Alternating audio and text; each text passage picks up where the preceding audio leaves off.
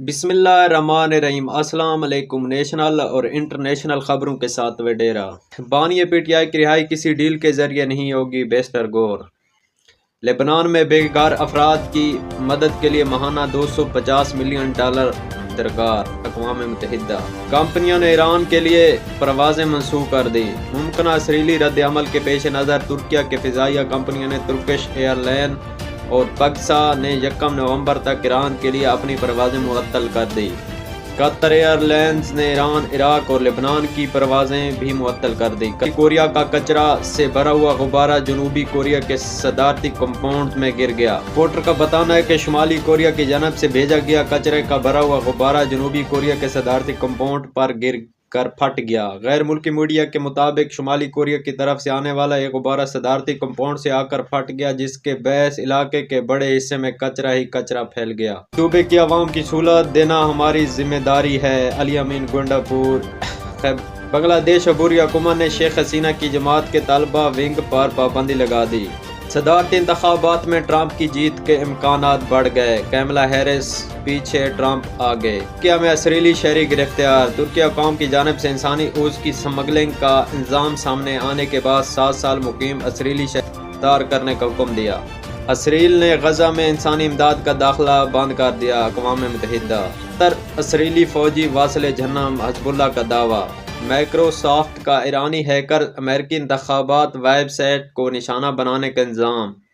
یہودیوں کے خلاف پوسٹ۔ برطانیہ مسلم خاتون پولیس افسر نوکری سے فارغ کر دیا گیا۔ برطانیہ میں مسلم خاتون پولیس افسر کو یہودیوں کو آئینہ دکھانے پر نوکری سے فارغ کر دیا گیا۔ خاتون 10 سال قبل کی گئی سوشل میڈیا پوسٹ کو جواز بنا کر سزا سنا دی گئی۔ ترکیہ کا لبنان سے متعلق اہم فیصلہ۔ اسرائیلی حملوں کے بعد ترکیہ کے پارلیمنٹ نے لبنان میں امن مشن 1 سال کی توسیع کر دی۔ امریکہ یوکرین کو $20 ارب قرض دینے پر رضامند ہو گیا۔ یحییٰ سنوار کی شہادت کے بعد حماس کے نئے سربراہ شناخت خفیہ رہے گی۔ حماس بھارت کے ایک مسلم جوڑے کی درخواست پر ممبئی ہائی کورٹ نے کسی بھی مسلم مرد کی 4 شادیوں کی اجازت اور میرج سرٹیفکیٹ جاری کرنے کا حکم دیا۔ زمبابوے نے T20 انٹرنیشنل کی تاریخ کا سب سے بڑا سکور تاریخ رقم کر دی۔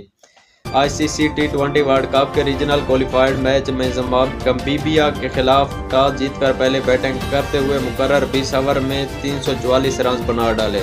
خسارے میں چلنے والے ادارے کی نجکاری ہوگی، وزیر خزانہ پاکستان۔ بھارت بنگلور میں طوفانی بارشوں سے تباہی مچا دی۔ بنگلور بھارتی ریاست بنگلور میں شدید بارشوں کے باعث کئی حصہ زیر آب آ گئے اور بارش کی وجہ سے زیر تعمیر عمارت گرنے کے بعد متعدد افراد کے ملبے تلے دب جانے کا خدشہ۔ اسرائیلی فضائیہ کا لبنان کے رفیق ہیری اسپتال پر حملہ، 3 افراد شہید۔ بھارت میں پنڈت کی پوجا کے لیے آئی خاتون کے ساتھ مندر میں جنسی زیادتی۔ اسرائیلی فوج کو غزہ پر ظالمانہ حملوں سے تیز، مزید 115 فلسطینی شہید۔ اسرائیل نے نیبلان پر ممنوعہ فاسفورس بم برسا دیے، 3 فوجی جاں بحق اور متعدد زخمی۔ جو لارنس بشنوئی کو جیل میں قتل کرے گا اسے 1 کروڑ کا انعام ملے گا، بھارتی تنظیم کا اعلان۔